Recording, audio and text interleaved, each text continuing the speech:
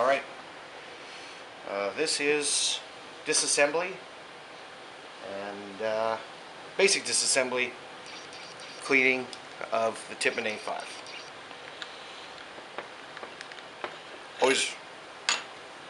Always make sure there's no air connected to the gun. Make sure it's not cocked. This one has the E-grip, the car stock on it, some upgrades inside as well. As you can see, there's no air, so we're safe. I'll grab some tools.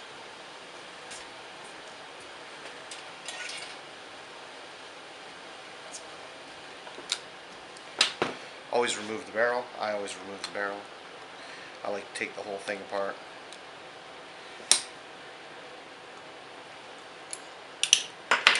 How not to lose springs and parts. Have a magnetic dish. Push pins are my favorite. Why I love the A5.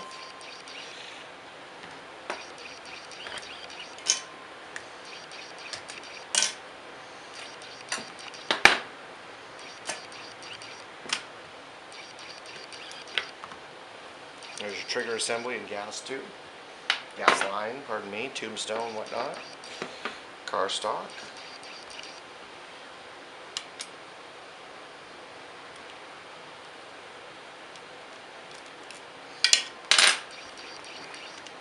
A lot of people have a lot of trouble getting this off. It's quite ridiculous. It's quite easy. You remove the Allen bolt, remove it from the side, and give it a sharp tug. It comes apart. That's your Cyclone feed. You can remove the bottom to clean the bottom if you have to take the top off to clean it. We'll get into that in a second. Move the rear sight post. So there's a couple things you can do.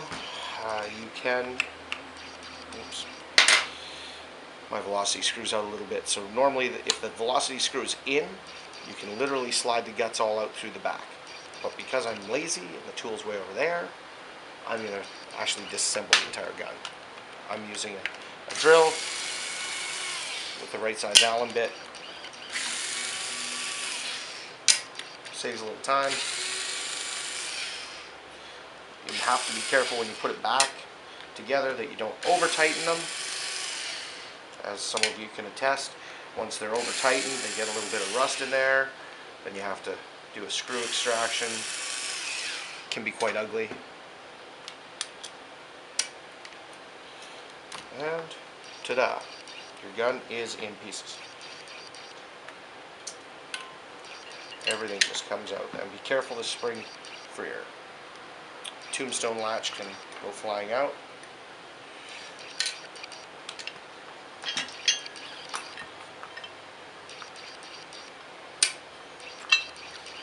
So that's the basic A5 disassembly. It's pretty simple. One of the reasons I love the gun so much.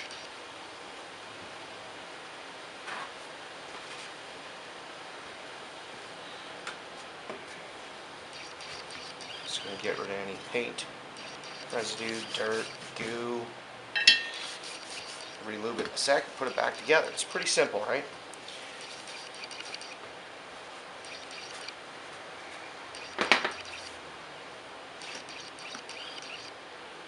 I like to start by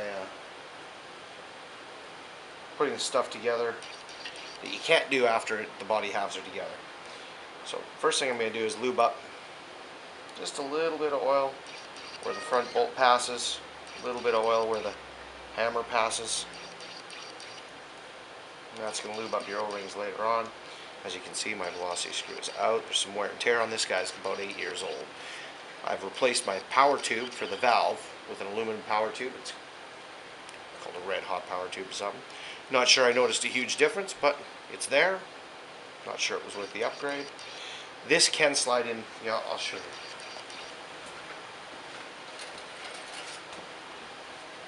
I'll show you the easy way to put it back together.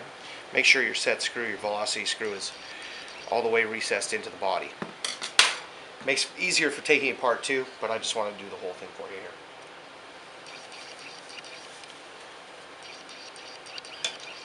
So, what we need, so your detent, your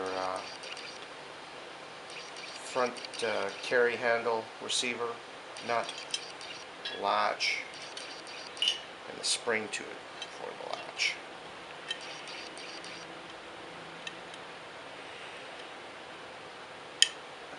So that's in there pretty good.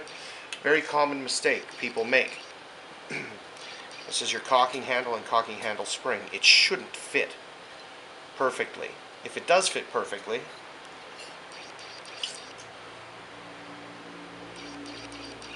chances are you've put a drive spring in.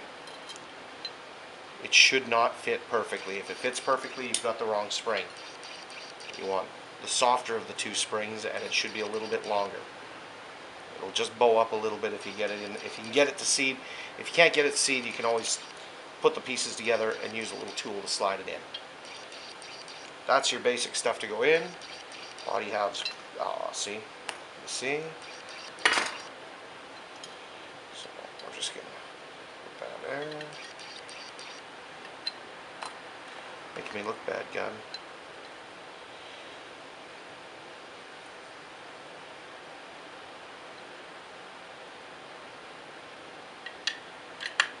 And Shazam.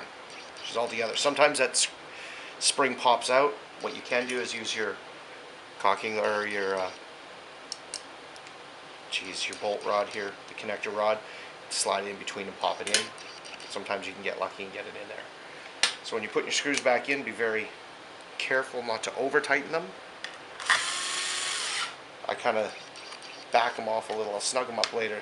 The reason I leave them loose, put the barrel adapter back in. There's a very easy way rather than having to do it manually.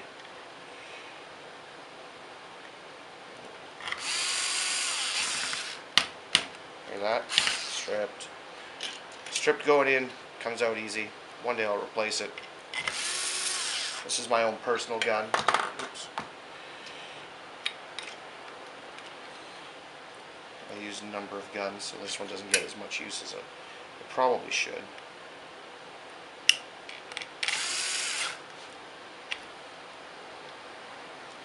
So what I'm doing is I'm putting them all the way in and I'm backing them out just a little bit to leave some room in there. Two reasons. One is the barrel adapter, and the other is to get the guts to go back in through the back of the gun. So if you put your barrel into your barrel adapter, what you can do is there's a, I don't know if you can see, there's definitely a top and a bottom where there's a nub here and there. Well, basically those go in at 90 degrees and then twist until it's snug. Once it's snug, then you can do them up a little tighter. And that'll hold your barrel adapter in place. Don't want to do these ones too tight yet because I want to slide in the guts. So your power tube, your front bolt. Now remember I lubed in there, so normally you can either lube the body halves or you can lube the O-rings directly. The way I do it, it's going to go in there, it's going to get it anyway. Excuse me. So there's your front bolt. Your tombstone goes into the bottom here, so the top where you can see the wear from my connector rod goes in. Your rear hammer, again, I would lube the O-rings. It's got a little bit still on it, but when it goes in, it's going to work. So what I do is I take it, put it in upright, slide it in through the back. Oh, hey, come back. Connect your hammer and just slide it in. Now the reason I left it light is a lot of people, if you snug it up and you push that in, you're going to hit the back of the valve, and without the tombstone in place, it pops your guts out in the valve itself. Then you have to reassemble it, put it back in. So if you leave your body loose, it slides right in there really easy. You can see everything's in place now.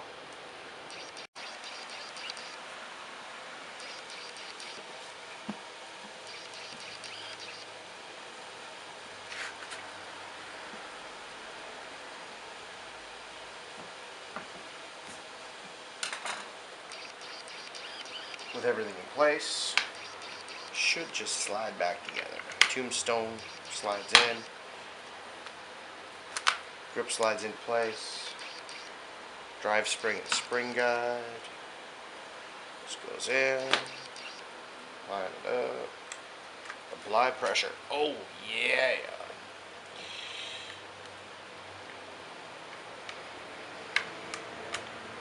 Depending on the stock, sometimes they don't line up perfectly. You might need some wiggling or a quick little tapometer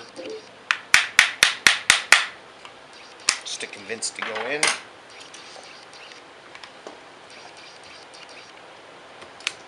That's the basic A5 disassembly and reassembly. What we're going to do now, carry it out of here on the front foregrip.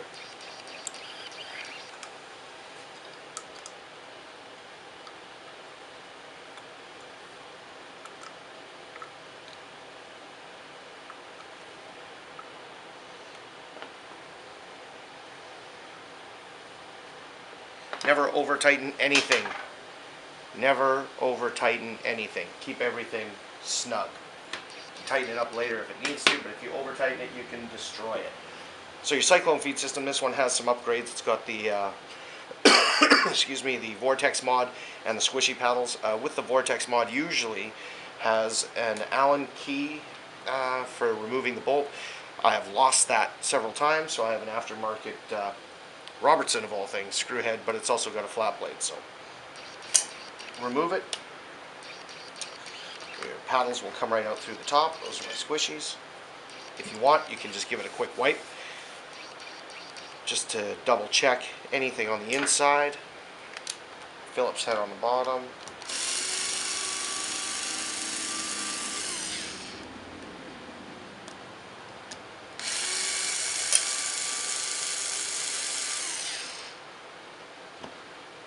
The stock, if you don't have a Vortex mod, the stock screw is a Phillips head and it's very easy to remove.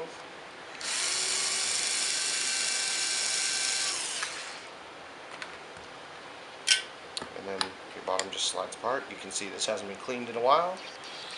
Just give it a quick little wipe down, get any paint and goo out of there. Everything just removes out the bottom. Nut. This one's a little dirty. I haven't cleaned it in a while. So you just give it a wipe down. Make sure it's clean. Because I've got the Vortex mod, I've got a lightning rod in here as well.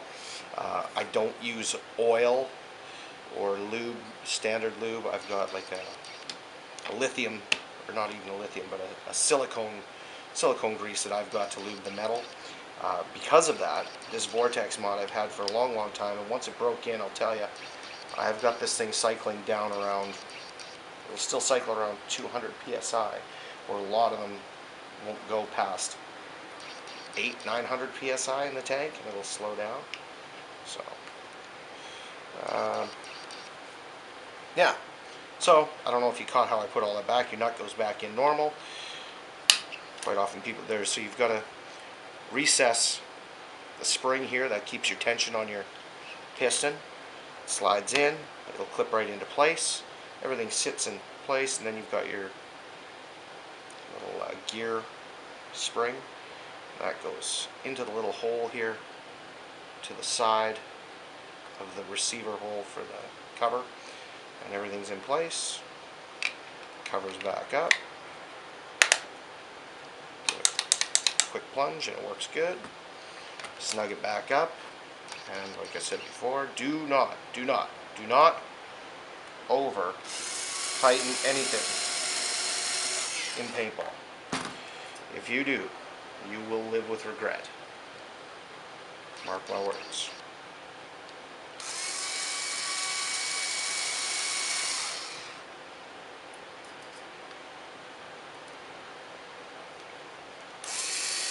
Maybe I'll speed this up later in the video. Depends on how bored you get, right? I'll let you speed it up if you want to.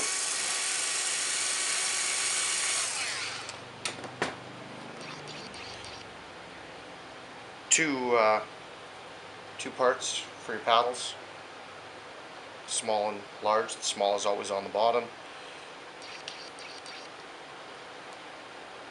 The large is on top. Reapply your screw, and guess what? Never never over tighten it. This one here I do finger tight, and then I just put a little screwdriver pressure on it. Not much. I want it to be able to spin. Make sure it works. Then we take it to the side. I usually attach my hose first. Once your micro line is attached to the banjo fitting, should just flip into place. Now a lot of people, when they don't pay attention when they put it back, they will twist the piston and cause extra pressure there. I don't recommend it. Take your time, have a look, make sure it's all lined up. Once it's lined up, apply your bolt. Do not over tighten. This is an old Eagle, this one, so to test it, we'll just turn it on.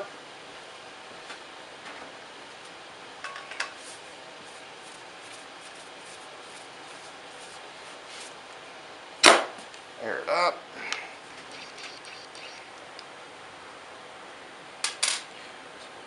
Holds the battery. Hey, it's good to go. Badass. Do us a favor, if you like the video, leave us a comment, like it, share it, subscribe. I will do more videos. I'm sorry I've been very, very lackadaisical lately. We here at Valley Combat are not just paintball now, we're also selling firearms. If there's something I didn't go over, specific enough for you, something's not quite right, give us a call at the store, Valley Combat and Tactical in Abbotsford, British Columbia, Canada. The best coast, baby, the West Coast. Thanks for tuning in.